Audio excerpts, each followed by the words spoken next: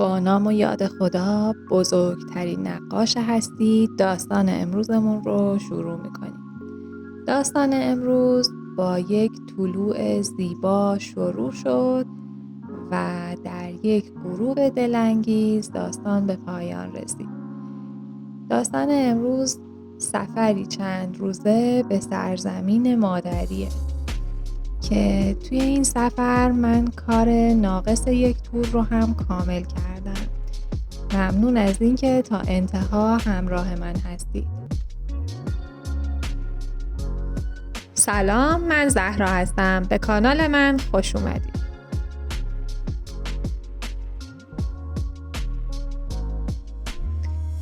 وسایلمون رو جمع کردیم برای یک سفر چند روزه.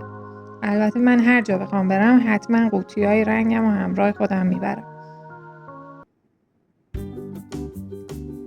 بچه‌ها هم در جمع کردن ساک‌ها مشارکت داشتن. هر کدوم برای خودشون یه ساک جمع کردن.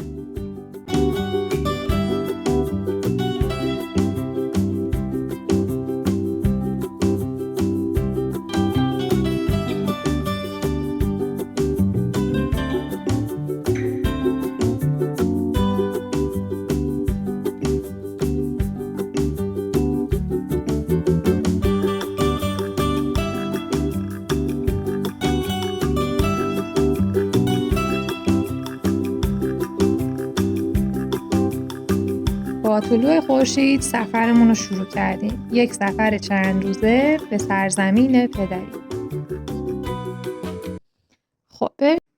خب دوستان، من اول یه مقدار مرور میکنم مطالبی رو که جلسه قبل در مورد تور گفتم و بعد نکات امروز رو بهتون میگم.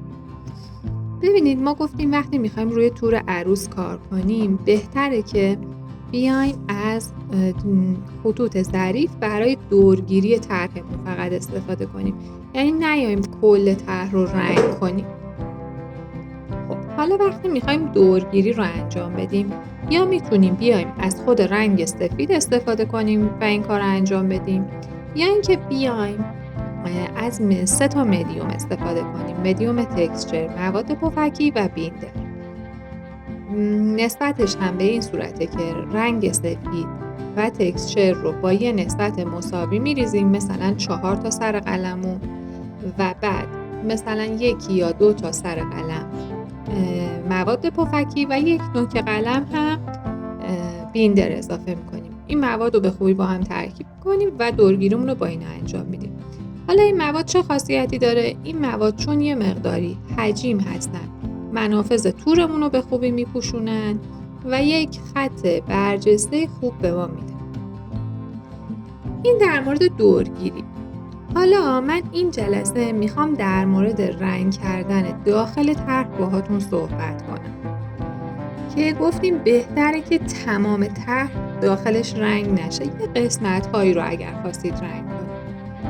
توصیه اولم بهتون اینه که حتما روش های مختلف رو چه از من چه هر جای دیگه میشنوید حتما امتحان کنید روی تور و خودتون به یه نتیجه گیری برسید که چه کاری بهتره و همون رو اجرا کنید. یکی از روش ها اینه که شما بیایید با همین ترکیبی که الان با هم ساختیم، همین ترکیب رو برای پر کردن داخل گلبرگ‌هاتون هم استفاده کنید و همین حالت برجسته رو داخل گلبرگ‌هاتون هم داشته باشید. حالا در ادامه در مورد بقیه روش‌ها صحبت می‌کنیم. ببینید، دفعه قبل من خدمتتون عرض کردم وقتی می‌خواید دورگیری‌ها رو انجام بدید از نوک قلمتون استفاده کنید. یعنی ما توی این انتقال از پهنای قلم استفاده نمی‌کنیم. بهتر اینه که مواد با نوک قلم به خورد تور بره.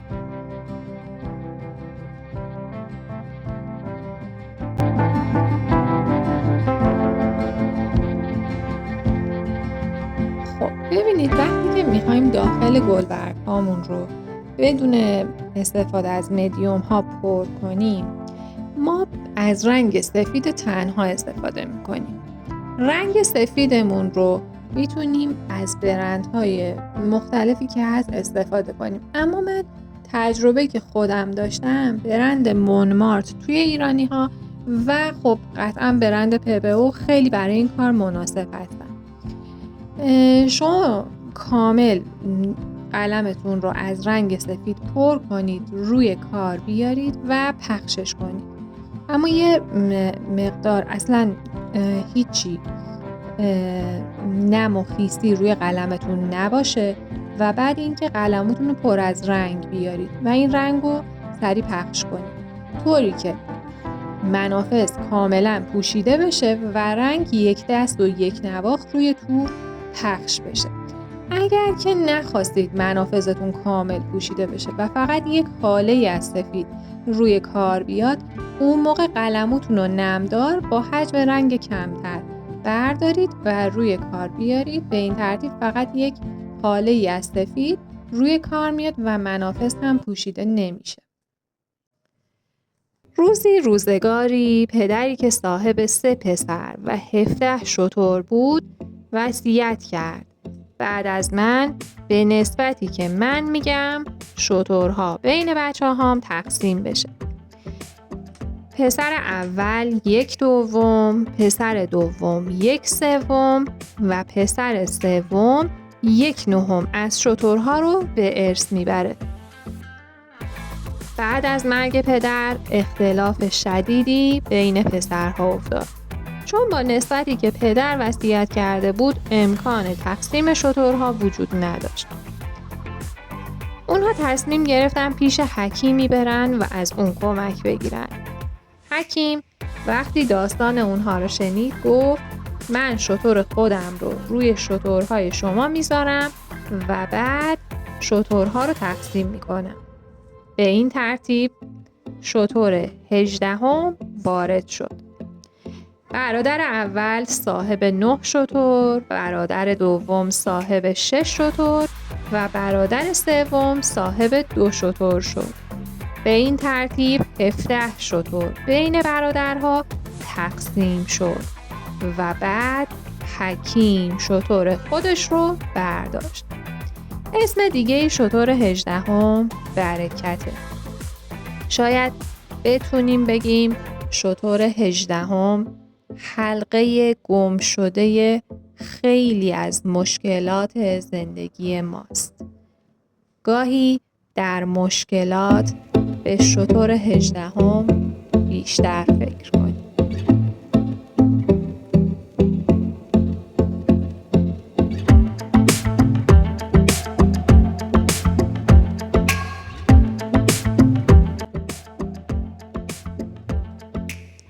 خب ببینید، یکی از مدلایی که میتونید رنگ گذاری رو انجام بدید حالت هاشوره. یعنی شما رنگ پر رو قلمتون بردارید، قسمت‌های بالای گلبرگتون رو کامل رنگ بذارید، بعد انگار رنگ‌های اضافتون رو بکشید به سمت پایین و یه حالت خطوطی ایجاد کنید و قسمت پایین گلبرگتون دیگه کامل رنگ نمیشه، فقط حالت هاشور زده و یه خطوطی ایجاد میشه.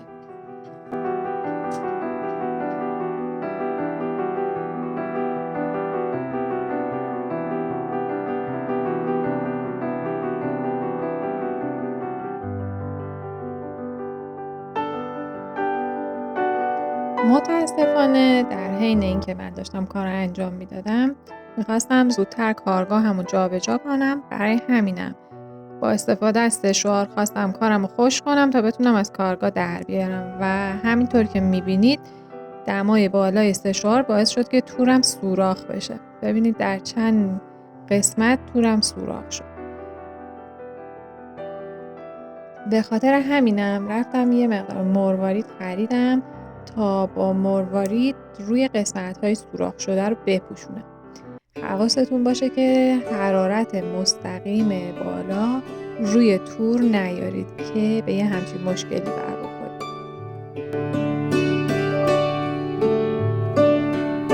من و بچه‌ها بیشتر وقتمون رو تو حیاط می‌گذروندیم و بچه‌ها هم هیچ علاقه‌ای به توی خونه اومدن نداشتن.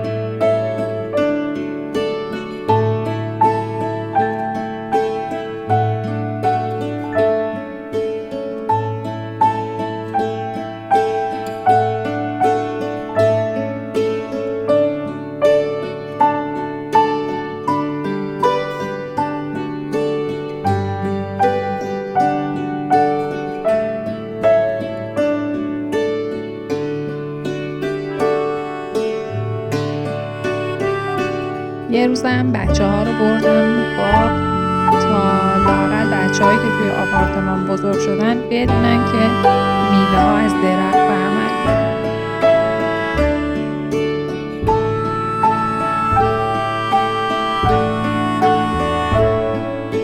اینا هم سگای توی باغ بودن که اول خیلی با ما ارتباط نگرفتن، اما آخری حسابی با اون دوست شده بودن. خب دوستان، اینم محصول نهایی کارمون. همونطوری که میبینید من بیشتر کار رو دورگیری کردم. یه جاهایی رو با استفاده از رنگ سفید رنگ‌آمیزی کردم و به خاطر اون پارگی هم که ایجاد شد مروارید آوردم روی کار و یه جاهایی از کار رو هم با مروارید دوخته انجام دادم. ویدیو آخر این کار رو هم توی خونه مادر بزرگم براتون گرفتم.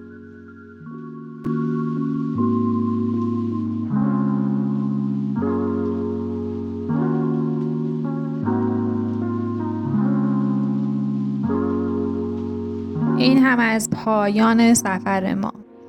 ممنونم از اینکه امروز هم تا انتها همراه من بودید. زندگیتون سرشار از لحظه‌های شاد.